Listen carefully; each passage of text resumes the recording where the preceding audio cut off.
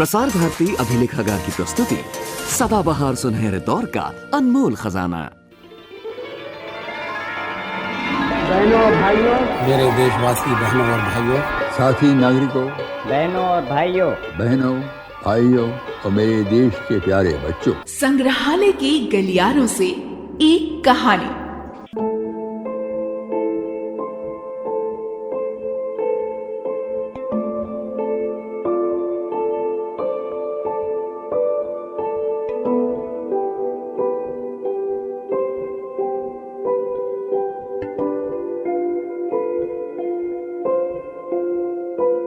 कहते हैं रचनाकार आप बीती को जगबीती बना देता है और जगबीती को आप बीती।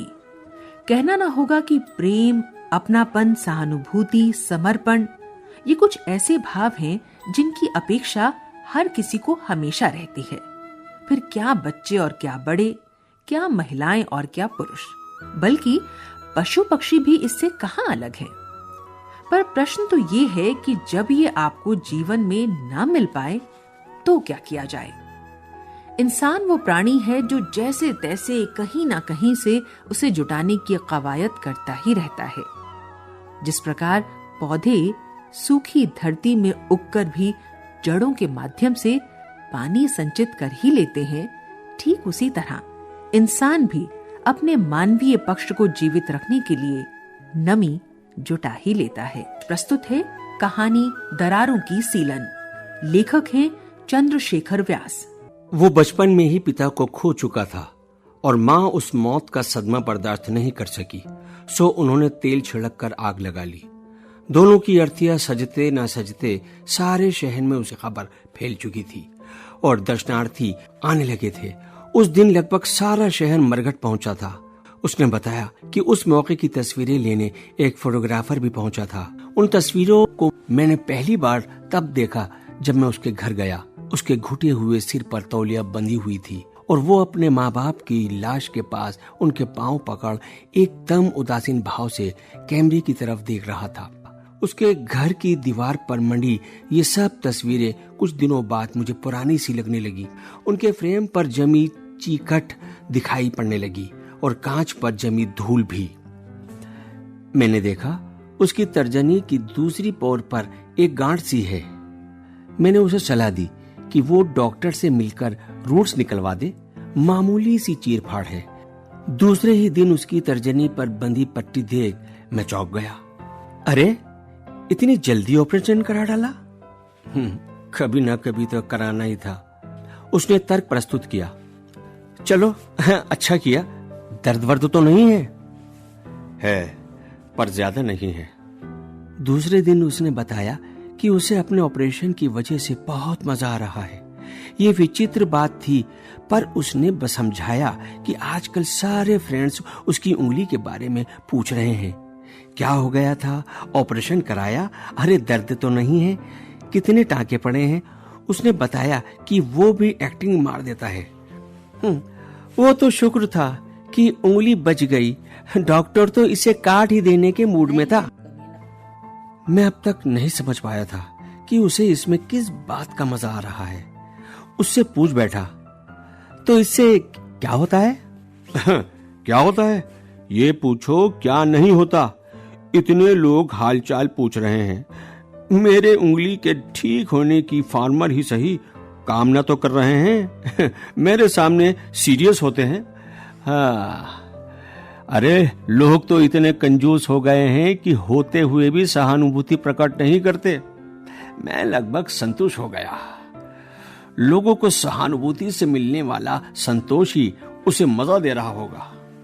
यहां तक तो ठीक था, लेकिन लगभग 1 महीने बाद उसके पांव में बंधी पट्टी देख मैं परेशान हो गया। उसने बताया कि उसे सेप्टिक हो गया है। कुछ क्षण रुककर उसने इधर उधर देखा और मेरे कंधे में हाथ डाल फुसफुसाने लगा। सेप्टिक वेप्टिक कुछ नहीं है, पट्टियां तो ऐसे ही बांध रखी हैं। दरअसल मैं अपने हमदर्दों की गणना करना चाहता हूँ। आज सुबह ही पट्टियां बांधी हैं और तुम सहानुभूति जताने वाले 68वें आदमी हो। उसकी इस सनक पर मैं मुस्कुराता तो भी क्या फर्क पड़ता। इसके बाद मेरा ट्रांसफर हो गया और एक लंबे अरसे तक उससे मुलाकात नहीं हुई। पिछली बार जब अपने कस्बे लौटा तो वो अचानक ही मिल गया। तब शाम हो चुकी थी। मिलते ही उसने पूछा, जल्दी में तो नहीं हो? मैंने बताया, मुझे कोई जल्दी नहीं है। वो मेरे साथ हो लिया। उसने कहा, चलो उस बेंच पर बैठते हैं। हम खुले में आ गए और फिर छोर पर बनी एक बेंच पर बैठ गए। तुम सल्लो को जानते थे? उसने अचानक पूछा। कौन सल्लो? मैंने सोचते हुए पूछा। तुम्हारे पड़ोस में जो सेलर जी रहा करते थे ना, उन्हीं की दूसरी लड़की। सेलर की लड़की? मैंने सोचना जारी रखा। अच्छा, वो तो नहीं जो गर्ल्स डिग्री कॉलेज में पढ़ती थी? हाँ, वही। उसकी शादी हो गई। उसने आह भरते हुए कहा।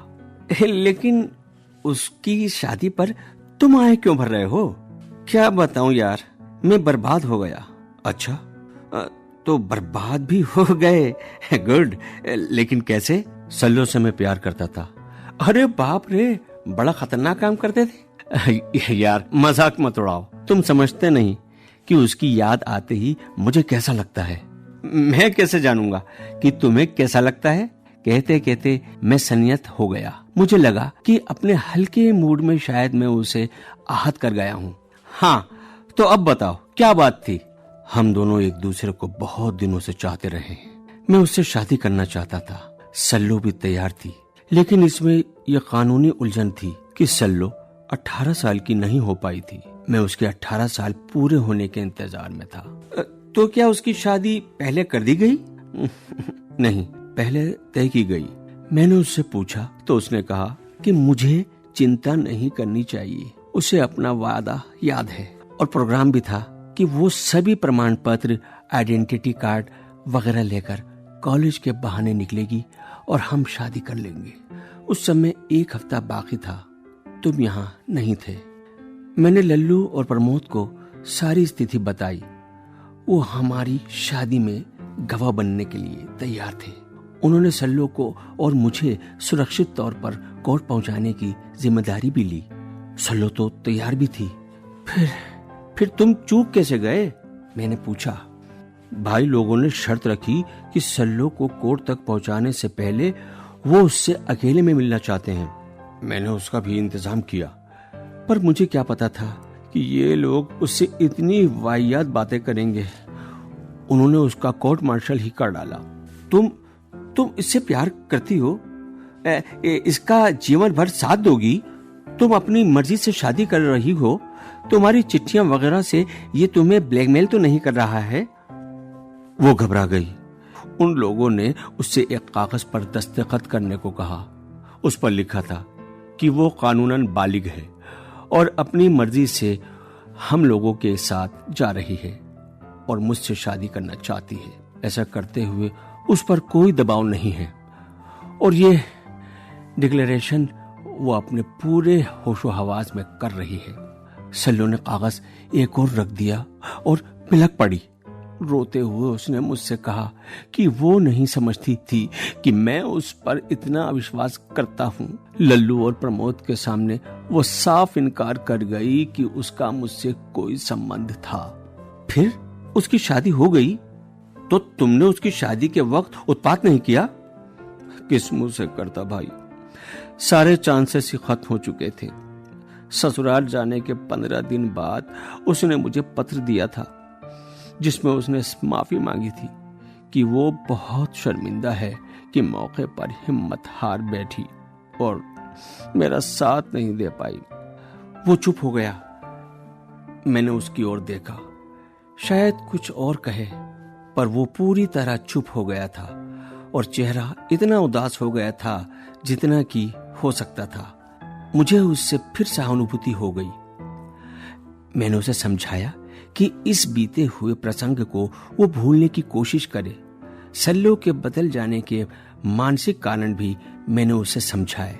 कई लड़कियां प्रेम संबंध स्थापित कर लेती हैं, पर उनमें से अधिकांश में इतना साहस नहीं होता कि वे अपने प्रेम संबंधों को खुलेआम जाहिर करें और अगर जाहिर हो गया हो तो उसे स्वीकार कर लें और फिर तुम ही सोचो, मैंने दिलासा दिया कि जो लड़की तुम्हारे 2 दोस्तों को ही फेस नहीं कर सकी, वो तुम्हारे साथ सारे समाज का सामना कैसे कर सकती है।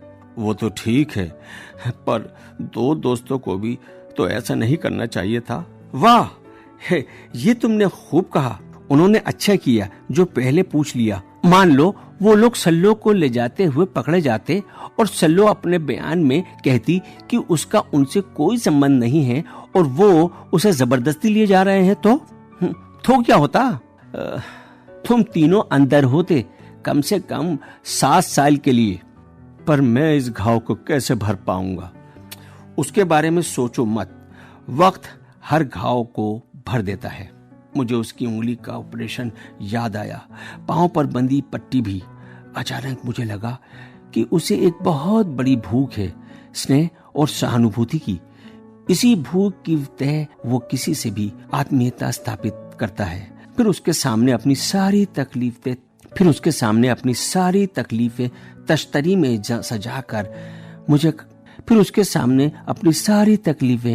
तश्तरी में सजाकर पेश करता चला जाता है और इस तरह वो अपने सारे परिचितों से बूंद बूंद सहानुभूति बटोरता और संचित करता है। जरूर ही ये प्रवृत्ति बचपन में तब बनी होगी जब उसने पाया होगा कि माँ बाप की मौत के बाद पास पड़ोस के लोग और परिचितों का व्यवहार उसके प्रति अधिक नर्म हुआ है और उसे वक्त बे वक्त सिर्फ इसलिए पुचकारा जा रहा है कि उसके माँ बाप मर गए हैं। बाद में जब लोगों का ध्यान उस पर से हटने लगा, तब उसने कुछ नई तकलीफों का जिक्र किया होगा या कुछ नए आदमियों को पुरानी तकलीफें बताई होंगी। इस तरह अपनी जड़ें वो हर दरान में फैलाता गया होगा। वो मुझे सारा किस्सा सुनाकर चुप बैठ गया था और मेरी सहानुभूति पाते हुए कहीं गहरे संतुष्ट हो रहा था। और मैं सोच रहा था, जो पौधे सूखी धरती में उगते हैं उनकी जड़ें गांठदार होती हैं और वो इतने पानी संचित कर लेती हैं कि पौधा अगली बरसात तक ना सूखे।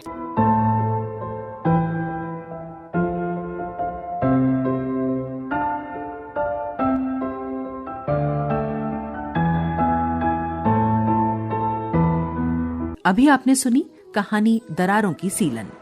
लेखक थे चंद्रशेखर व्यास, वाचन था SM शरीफ का, कंपेयर थी तपस्या, कार्यक्रम सहायक उदय चंद शर्मा और निर्मात्री रंगोली श्रीवास्तव। अपनी राय और अपने सुझाव हम तक पहुंचाने के लिए आप हमें ईमेल भी कर सकते हैं। हमारा ईमेल आईडी है archives@prasarbharati.gov.in।